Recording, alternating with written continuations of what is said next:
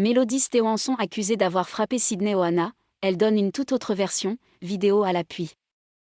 Un peu plus d'une semaine après Sydney Oana, qui a affirmé avoir été agressée par la journaliste Mélodie Stéwanson, cette dernière était invitée sur le plateau de Touche pas à mon poste ce vendredi 9 novembre. Elle a ainsi donné une toute autre version des faits, preuve à l'appui. L'affaire avait suscité de nombreuses réactions sur les réseaux sociaux. Le 1er novembre dernier, Sydney Oana s'était déplacée sur le plateau de Touche pas à mon poste, le visage tuméfié, pour évoquer la mésaventure dont il avait été victime. Face à Cyril Hanouna et sa bande, il avait expliqué avoir été agressé par une femme à qui il avait demandé d'arrêter de faire gronder le moteur de sa Ferrari, juste en face de la clinique du 16e arrondissement de Paris où il travaille. Selon ses dires, cette dernière l'aurait frappé au visage avec son téléphone, vraisemblablement pour la simple raison d'avoir osé lui faire une remarque.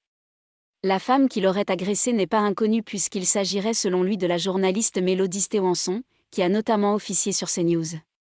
Plus d'une semaine après ce témoignage, la jeune femme est sortie du silence pour donner sa version des faits.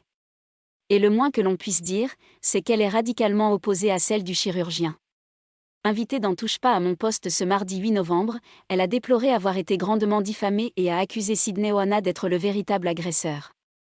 Pour prouver ses dires, elle est même venue avec les vidéos des caméras de surveillance situées devant sa propriété, qui semblent effectivement raconter une toute autre histoire que celle donnée par le médecin. Mélodie Stéwanson apporte une vidéo des faits.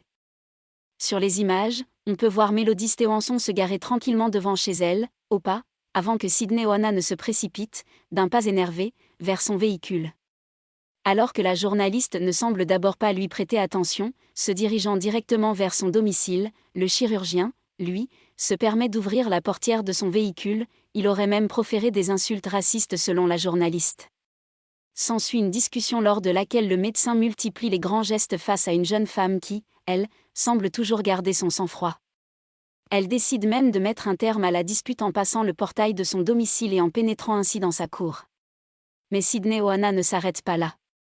Accompagné d'une de ses assistantes, il force le passage et pénètre dans la propriété de Mélodie Stéwanson qui, elle, commence alors à s'énerver et tente de le repousser avec son frère, également présent au moment des faits.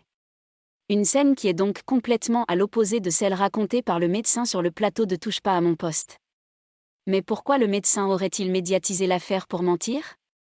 Une seule chose est sûre, l'affaire ne va pas s'arrêter là.